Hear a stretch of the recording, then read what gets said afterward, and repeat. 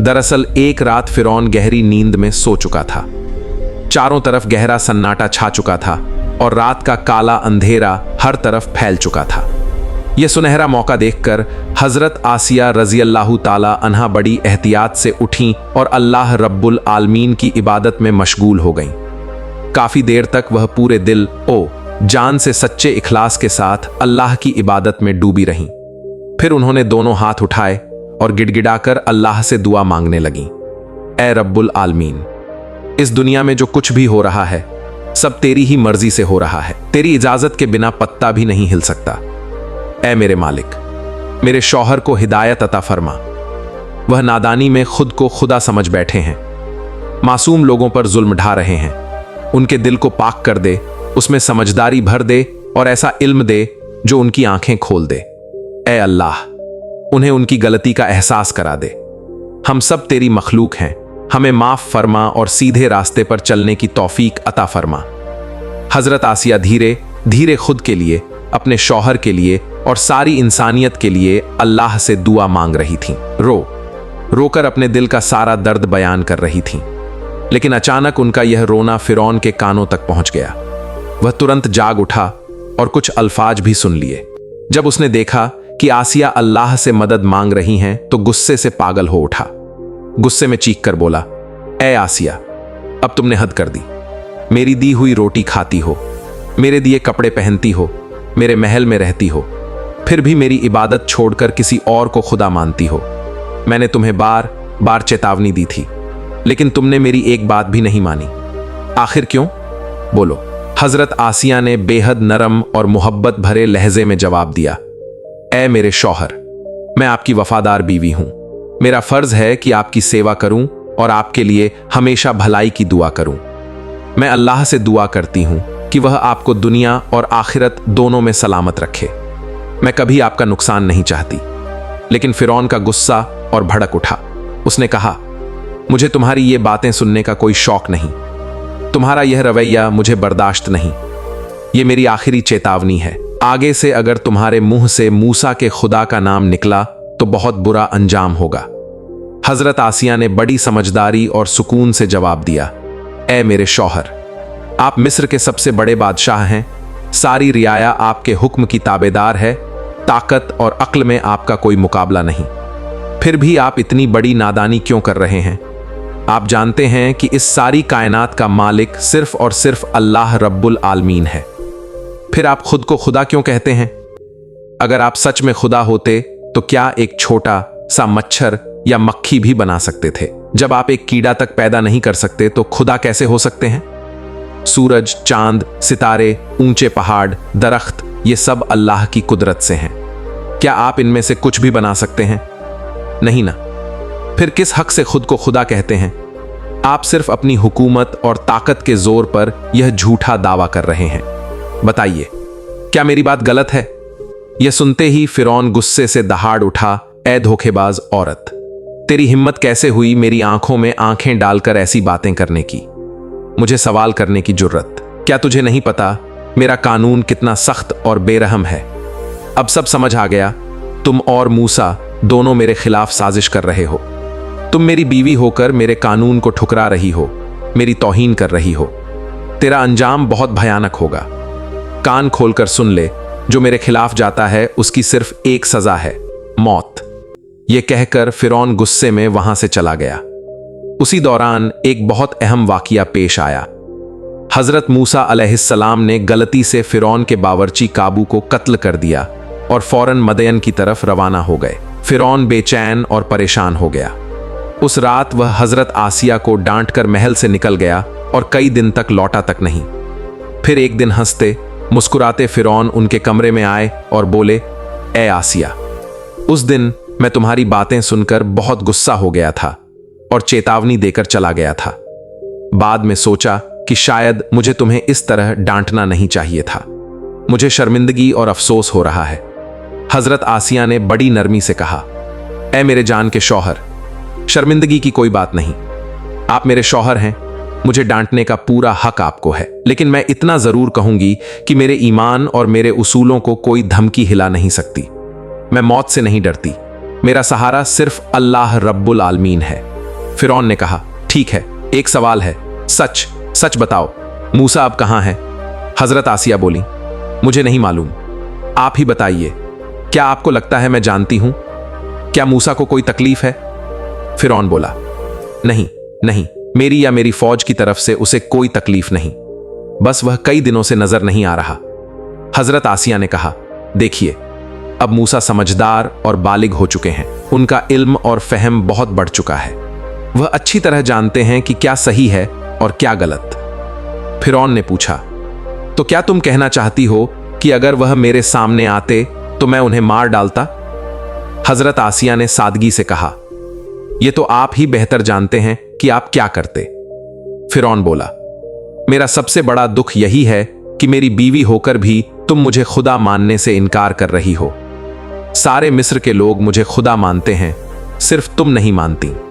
मैं ही इस जमीन का बादशाह हूं, मुझे ही हर जुल्म और इंसाफ का फैसला करना पड़ता है। मूसा ने मेरा बावर्ची मार डाला और भाग गया।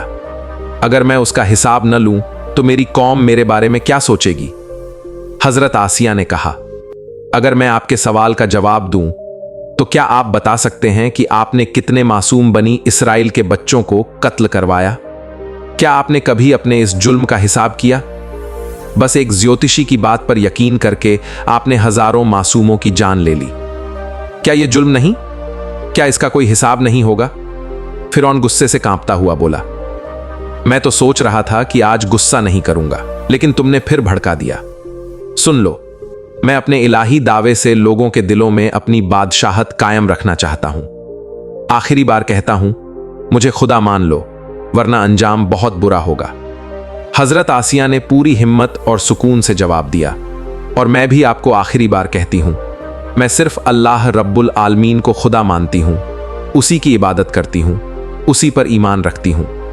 आप भी अपने झूठे खुदाई दावे से तौबा कर लीजिए और सच्चे मालिक पर ईमान लाइए। फिरौन तिलमिला उठा, चेहरा लाल हो गया और महल से बाहर निकल गया। अब उसने आसिया को सजा देने का पक्का इरादा कर लिया था। उसने अपने बचपन के दोस्त और वजीर हामान को बुलाया। हामान ने आते ही पूछा, जहां पनाह, कोई नई मुसीबत? फिरौन ने गहरी सांस लेकर कहा, हामान, तू मेरा सबसे पुराना साथी है, मेरी हर कामयाबी में तेरा हाथ है, लेकिन अब घर की मुसीबत आ गई है। मेरी बीवी आसिया मुझे खुदा मानने से साफ इनकार कर रही है।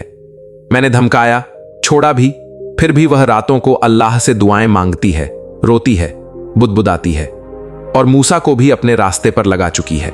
यह बात किसी को पता नहीं चलनी चाहिए। बता, इस बागी औरत का क्या किया जाए? हामान ने कहा, मेरी राय में बेगम साहिबा को कैद कर लिया जाए। अगर कोई सवाल करे तो ऐलान कर दें कि फिरौन का कानून सब पर बराबर लागू होता है, अपना हो या पराया। फिरौन बोला, बिल्कुल सही, इससे दो फायदे होंगे, लोग मुझे इंसाफ पसंद समझेंगे और कैद में शायद इनका ईमान कमजोर पड़ जाए, मजबूर होकर मुझे खुदा मान लेंगी। अगले ही दिन हजरत आसिया और उनके मासूम बच्चों को कैद खाने में डाल दिया गया, सिर्फ इसलिए कि उन्होंने तौहीद का दामन मजबूती से थामा हुआ था। फिर शुरू हुई एक सच्ची मोमिना की सबसे बड़ी आजमाइश। फिरौन ने खाना पानी बंद करवा दिया, कैद खाने के पास सड़ी गली लाशें फिंकवाईं, बदबू से माहौल जहरीला हो गया, बच्चों का दम घुटने लगा। बच्चे रोते हुए अम्मी से पूछते, अम्मी, क्या हम हक के रास्ते पर हैं? हजरत आसिया मुस्कुराकर कहती, बिल्कुल मेरे लाल, हम हक पर हैं। हर हाल में सब्र करना है, अल्लाह पर पूरा भरोसा रखना है, वह जरूर हमारी मदद करेगा। ये ईमान की असली परीक्षा है और जीत हमारी ही होगी। दिन गुजरते गए।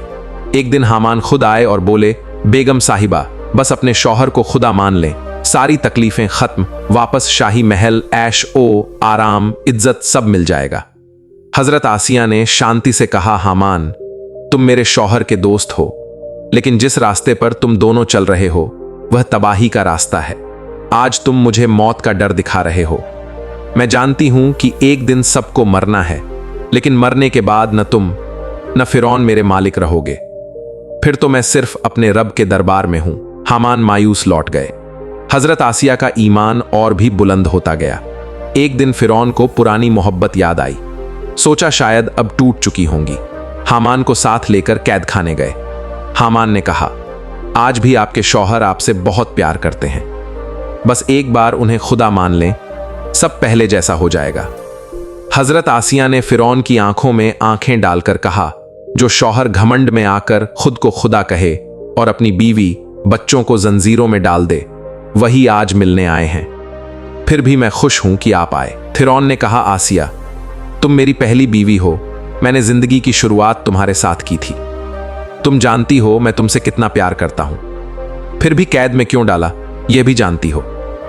बस जबान से ही सही, मुझे अल्लाह मान लो, अभी आजाद कर दूंगा। हजरत आसिया का ईमान हिमालय से भी ऊंचा था। बेझिझक बोली, आप फिरौन हो सकते हैं, अल्लाह नहीं। आप भी इंसान हैं, मखलूक हैं। आपको भी भूख प्यास लगती है, नींद आती है।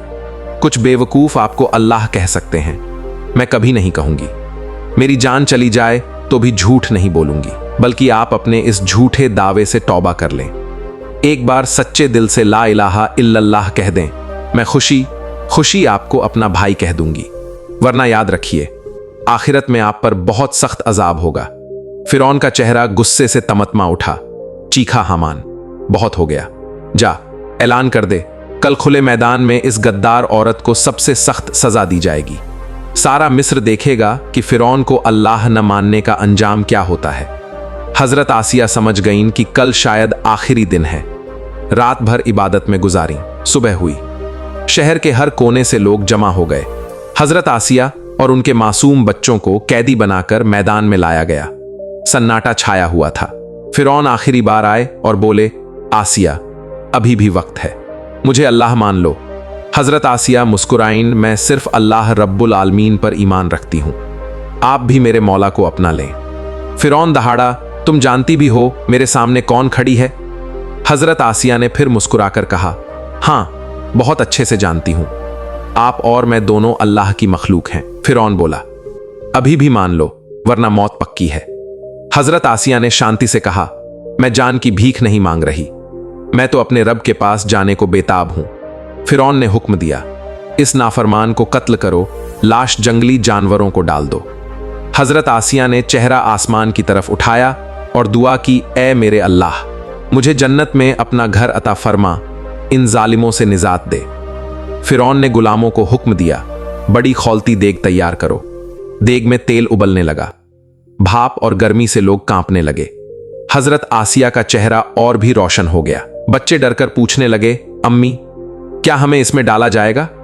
हजरत आसिया ने उन्हें गले लगाया और मुस्कुराकर कहा, डरो मत मेरे प्यारो, जन्नत के फरिश्ते बुला रहे हैं, दरवाजे खुल चुके हैं। फिरौन ने कहा, अगर अभी भी न मानी तो पहले बच्चों को डालूंगा।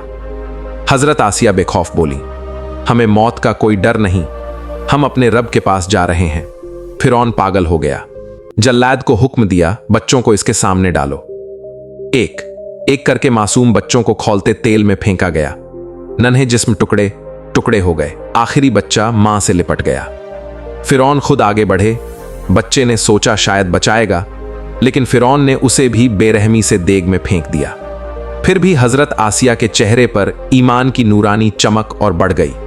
फिरौन चीखा, अब तेरी बारी, मुझे खुदा मान ले। हजरत आसिया ने कहा, कभी नहीं, तू जालिम है, खूनी बादशाह है, जो करना है कर ले, मुझे अब दुनिया में जीने की कोई ख्वाहिश नहीं। फिरौन को डर लगा कि कहीं यह रोशन चेहरा लोगों को हिला न दे। जल्लाद को हुक्म दिया, गर्म लोहे की सलाखें लपेटो। जल्लाद ने सीने, पसलियों, हाथ पैर, माथे पर गर्म सलाखें लपेट डिंग। बदन जलने लगा, दर्द हद पार कर गया। फिर भी हजरत आसिया की जबान पर बस एक दुआ थी, ऐ मेरे रहम करने वाले रब, मुझे इस जालिम फिरौन से निजात दे और जन्नत में मेरा घर बना दे। फिरौन ने घमंड से पूछा, अब बोल, मैं बड़ा हूं या तेरा अल्लाह? हजरत आसिया ने बेखौफ कहा, मेरा अल्लाह ही सबसे बड़ा है, इस सारी कायनात का मालिक सिर्फ अल्लाह ताला है। आखिरकार फिरौन ने हुक्म दिया, इसे खौलते तेल में डाल दो। जल्लाद ने उठाया और देग में डाल दिया। जैसे ही उनका जिस्म तेल में गिरा, उनकी रूह इस फानी दुनिया से आजाद होकर अल्लाह रब्बुल आलमीन की मेहमान बन गई। प्यारे दोस्तों, हमारा ये वाकिया यहीं खत्म होता है। अगर आपको ये वाकिया पसंद आया हो तो वीडियो को लाइक करें, 9 स्टोरीज चैनल को अभी सब्सक्राइब कर लें और घंटी दबाकर ऑल पर सेट कर दें, ताकि हर नया वाकिया सबसे पहले आपको मिले। कमेंट बॉक्स में जरूर लिखें सुभान अल्लाह या अल्लाहू अकबर। मेरा नाम है मुकद्दस। अल्लाह आप सबको हिदायत दे और जन्नत नसीब फरमाए। अल्लाह हाफिज।